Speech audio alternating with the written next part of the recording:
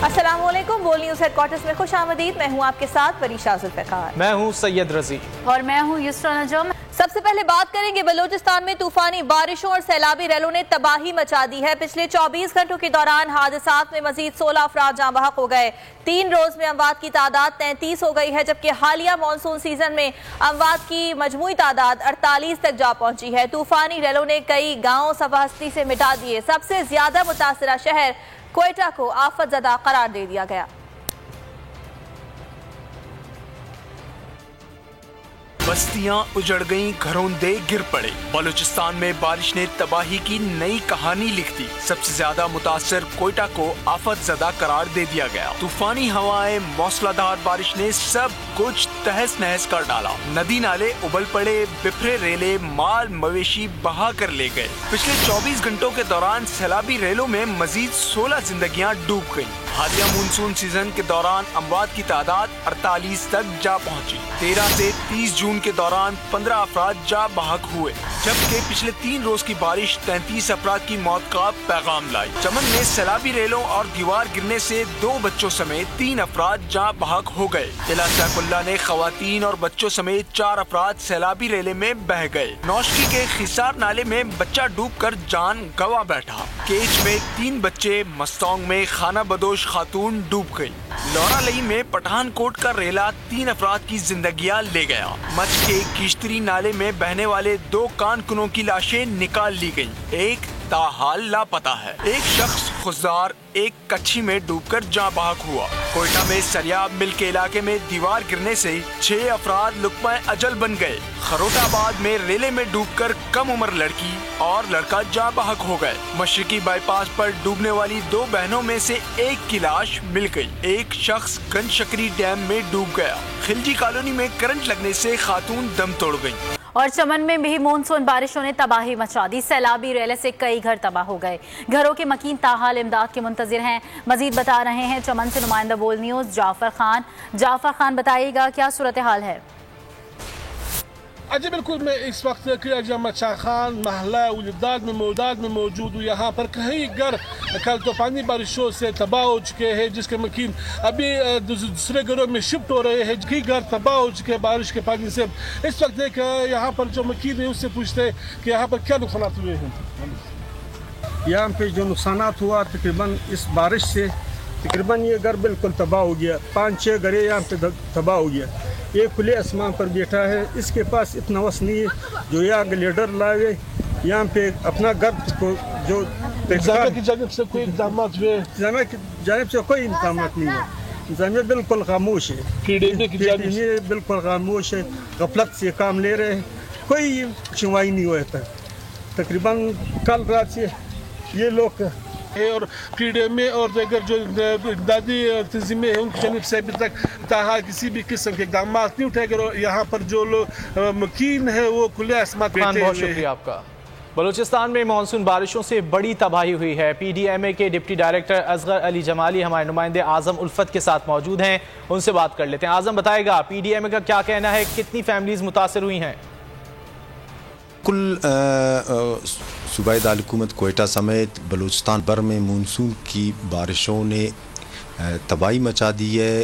बेशतर अजला जो है ना उनके सड़कें जो राब्ता सड़कें हैं वो मुनक़ता हुए हैं। मैं इस वक्त PDMA बलूचिस्तान के ऑफिस में मौजूद हूँ, जहाँ हमारे पास Asghar Ali Jamali deputy director rescue साथ हैं। हम इनसे जानते हैं कि गुज़िश्ता 4 रोज़ से बलूचिस्तान में मानसून की बारिशों से अब तक क्या नुकसानात हुए और इन नुकसानात के अज़ाले के लिए हुकूमती और PDMA क्या इक़दामात कर रही है।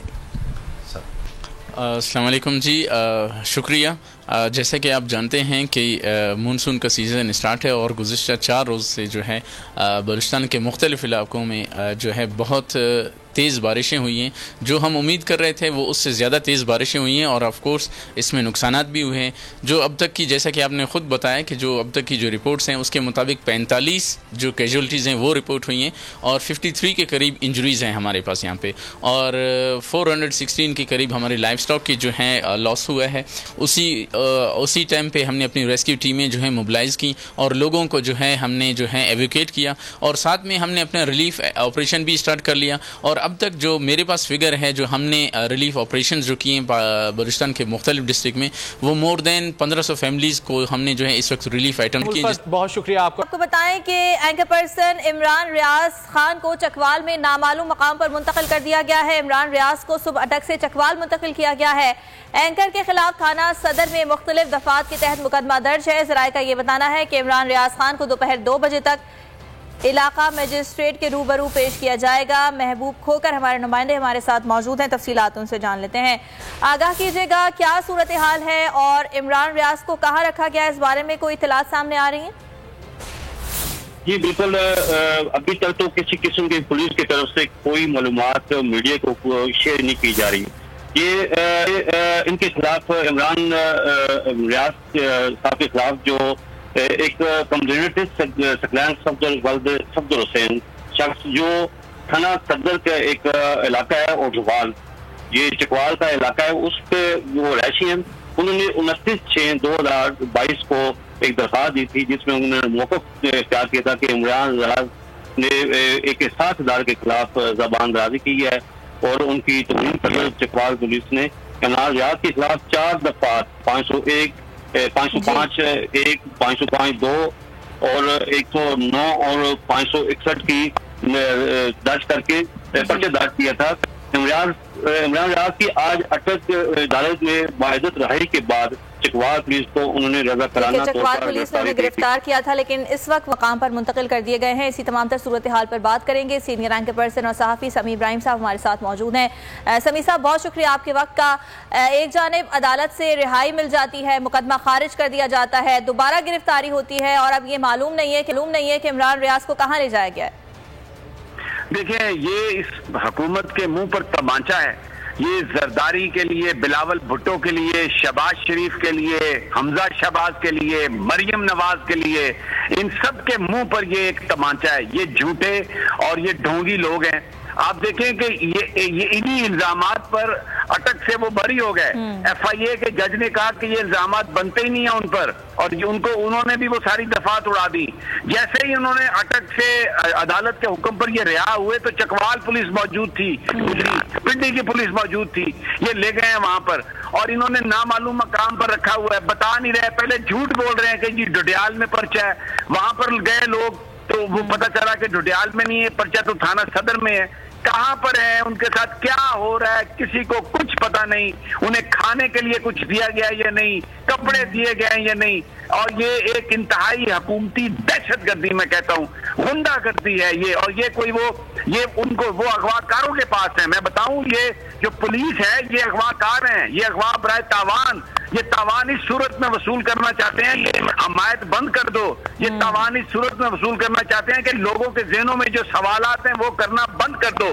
لوگ پوچھ رہے ہیں کہ یہ امپورٹڈ گورنمنٹ جو ہے یہ کیسے مسلط ہوئی، اور لوگ یہ کہہ رہے ہیں کہ جو کل چور تھے آج وہ کیسے ایماندار ثابت ہو گئے. یہ سوال ہے. اور ان کے ساتھ مجھے ان کے ذرائع، خاندانی ذرائع سے میری بات ہوئی ہے.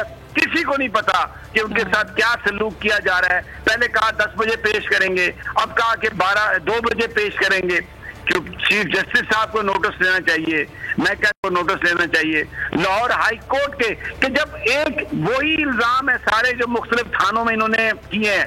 اور جب اٹک میں مجسٹریٹ صاحب نے ان کو بری کر دیا، جب ایف آئی اے نے ان کو بری کر دیا، ان کے خلاف کہا کہ پرچہ نہیں بنتا، تو کیوں بلیک میلنگ کر رہے ہیں؟ کیوں ان کو پکڑا ہوا ہے؟ کیوں ان کو رکھا ہوا ہے؟ یہ ایک ریڑھی غنڈہ گردی کی بدترین مثال ہے. ٹھیک ہے سمیع ابراہیم صاحب، اس بارے میں آپ ہم سے بات کر رہے ہیں. دیکھنا یہ ہے کہ عمران ریاض خان کو 2 بجے بھی عدالت میں پیش کیا جائے گا یا نہیں. بہت شکریہ آپ کا.